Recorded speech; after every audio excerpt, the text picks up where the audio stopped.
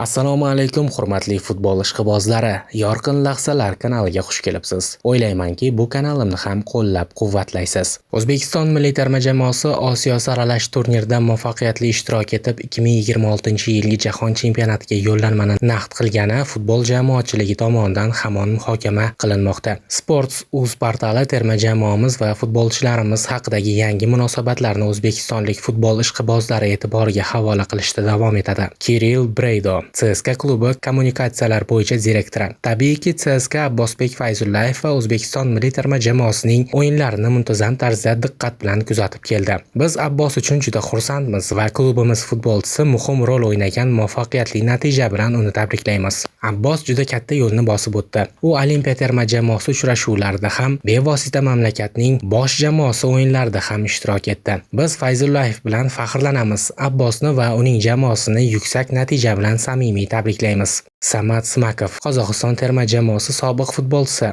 JTSU jamoasi bosh murabbiyi.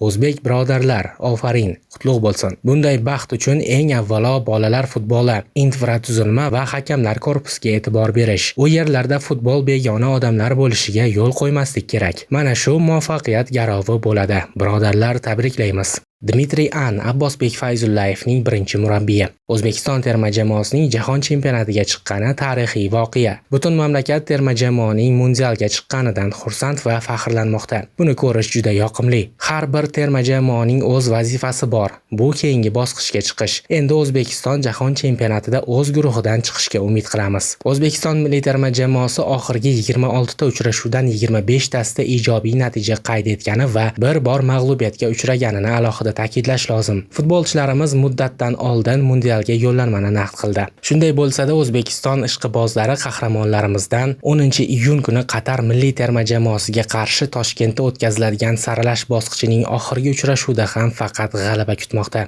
O'zbekiston milliy terma jamoasining o'z tarixida ilk bor jahon chempionatiga chiqqani o'zbek xalqi uchun yil voqeasi bo'ldi. Futbolchilarimizning 2026-yili AQSh, Kanada va Meksika maydonlarida bo'lib o'tadigan mundialda ishtirok etishiga turli mamlakatlardan munosabat bo'lmoqda. Xususan, O'zbekiston milliy terma jamoasining ikki futbolchisi Abbosbek Fayzullayev va Rustam Ashurmatov o'ynaydigan Rossiyada ham bu muvaffaqiyat borasida ko'p fikrlar bildirilmoqda. Sports.uz portali Rossiya futbol jamoatchiligi vakillarining O'zbekiston milliy terma jamoasi bo'yicha bildirgan fikr-mulohazalarini o'zbekistonlik futbol muxlislari e'tiboriga havola qiladi.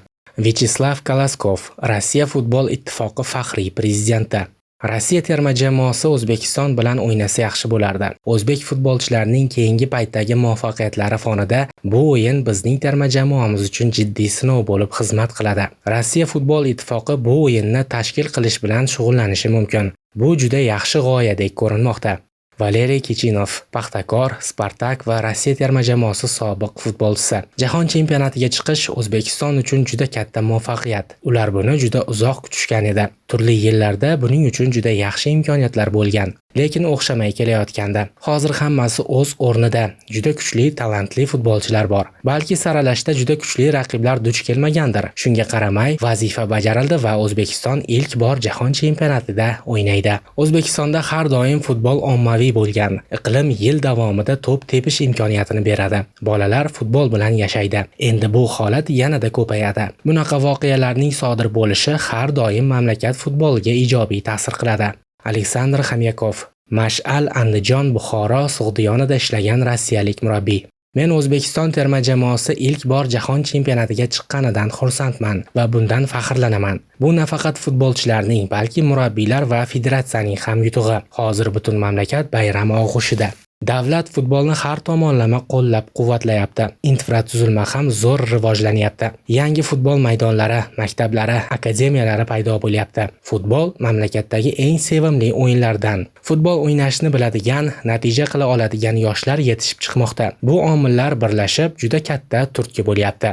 Eslatib o'tamiz, AQSh, Kanada va Meksika birgalikda mezbonlik qiladigan navbatdagi jahon chempionati 2026-yilning 10-iyunidan 19-iyuligacha bo'lib o'tadi. Siz nima deb o'ylaysiz, qadrli muxlislar? Fikringizni izohlar bo'limiga yozib qoldiring. Kanalimizga obuna bo'lishni va like bosishni unutmang.